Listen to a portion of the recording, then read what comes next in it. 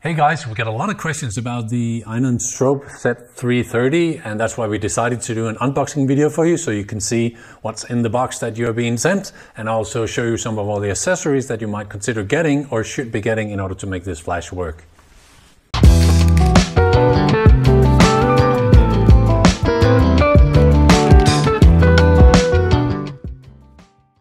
So the Inon Z-330 flash is the latest version of a long range of flashes that Inon has come out with, and it's a very, very popular flash, and we sell a lot of them. And because of all the questions we're getting, I want to show you this unboxing video so you can see what you're actually getting when you order this flash. Inside there's a great sticker, a manual, and let me just tell you, read the manual. The Inon tends to be a little bit tricky to get the hang of, so the manual is quite important. There's some grease, and there's also a dummy button for the sensor and 2 extra O-rings, and then we have the flash. So the flash comes out here and it looks like this. Okay, so there is the unit, and then it has the shade here. The shade has a reflective material inside, and then there's a ring here so you can unscrew that whole cap, and there is also a diffuser sitting on it. The diffuser will it'll take a little bit of light, but it'll give you a lot wider image. And then on the latest version of the Inons, there are some nice buttons here, and you can see that they're easy to handle even with my big fingers. So here's the sensor. Right now it's not covered, but as you could see, it's possible to put the dome on there, the dummy cap, and otherwise you will have a flash that triggers every time it sees a reflecting light, maybe from your buddy lying next door. And then there is the mount for the attachment for mounting the flash on an arm system. I'll show you more about that in just a second.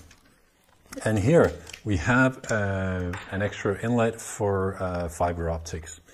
Okay, that's basically it. As you could see, I have a different one here.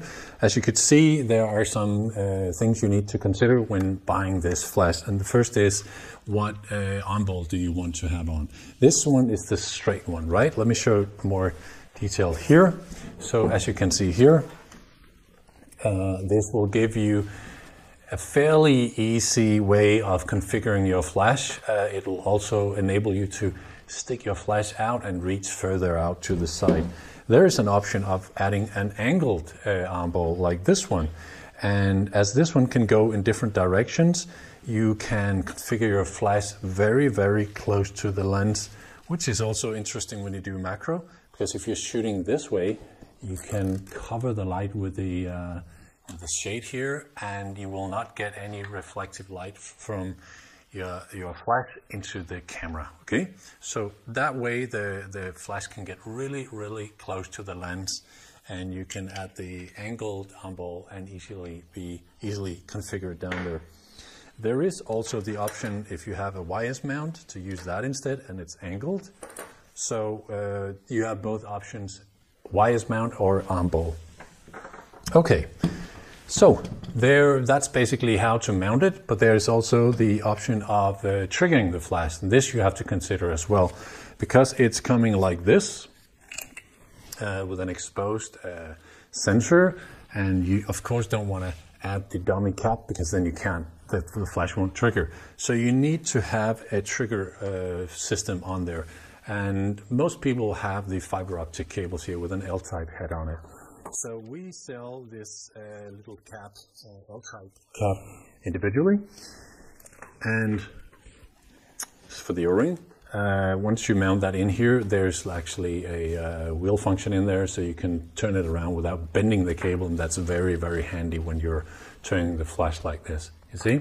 So you screw the little adapter onto the flash, and then you plug your L-type fiber optic cable in there, straight or angled version. Okay. It's also possible to add the electric cable, which is the old style. Some people still prefer that because it gives them TTL functions, and it gives them, maybe their camera doesn't have a built-in flash, so they don't need a flash trigger.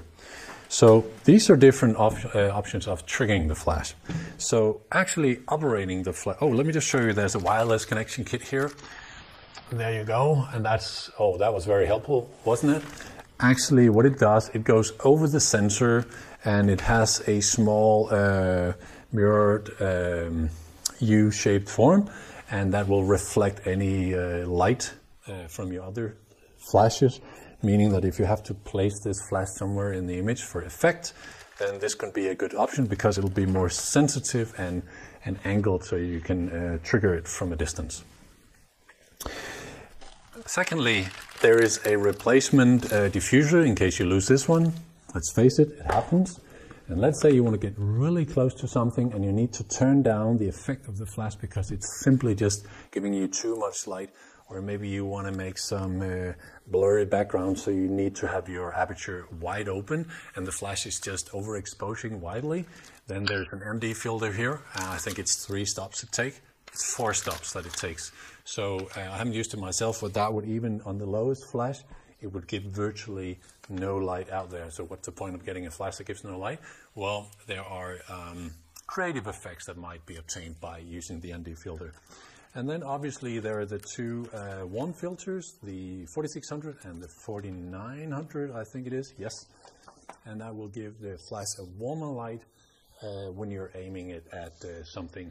And what's the benefit of that? Well, the benefit is that if you shoot a motif in front of you with a warm light, and then you go back into Lightroom and add some blue to color correct it to get it neutral again, then that blue you would have added on the motif would also affect the background. And if you have a blue background, then that background will be even more blue. It's a nice little trick. So the last thing I want to show you is this neoprene cover that goes on it here, and it has 2 functions. It will it will make the flash a little bit more neutral, and it will also protect your flash in case you're in a hostile environment like a boat where you have to put your camera down into the bottom and bump all the way out there to the dive side. So these are all the options of your Inon Z-330 flash. I hope you liked the video.